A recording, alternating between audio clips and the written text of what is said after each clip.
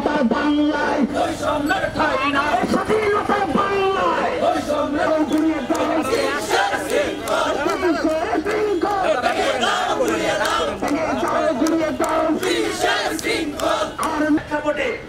আবারও বলছি, আমরা ঐক্যবদ্ধ। যে কোনো মূল্যে, যে কোনো ভাবে যদি আমাদের রক্ত দিয়ে রাজপথ লাল করতে হয়, তারপরও আমরা ন্যূনতম 35 বাস্তবায়ন করে ইনশাল্লাহ করে ফিরবো। আমার ছোট ভাইদেরকে এবং আমার সহযোগিতাদেরকে বলি, আপনারা প্রেক্ষাপট বুঝেন না।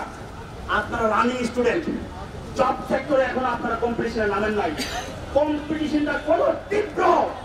আর এই জব সেক্টরে যত বিগত সরকারের সময় যতগুলা দুর্নীতি হয়েছে, আবার প্রত্যেকটা বিশ্ববিদ্যালয়ে যেমনটি হবে সেশন যেমন হয়েছে, আপনারা প্রত্যেকটা সেক্টরে খোঁজ খবর নিয়ে দেখেন।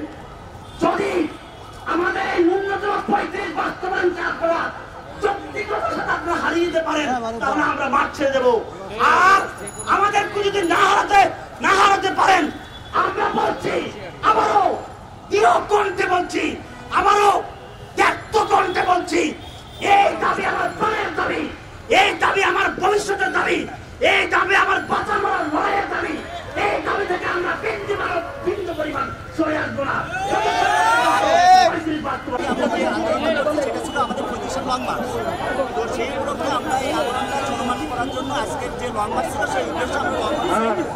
সামিল হয়েছে, আমাদের মাঝখানে বাধা দেওয়া হয়েছে, আমাদের সাথে আমাদের দেখা করানো হবে। তো তাদের যখন আসছে আজকে শনিবার সম্ভব না। আমরা বলেছি আমরা চাই না সমাধান চাই। প্রোগ্রামটি আছে সেই প্রোগ্রামটি আমাদের প্রোগ্রাম 30 তারিখে হবে।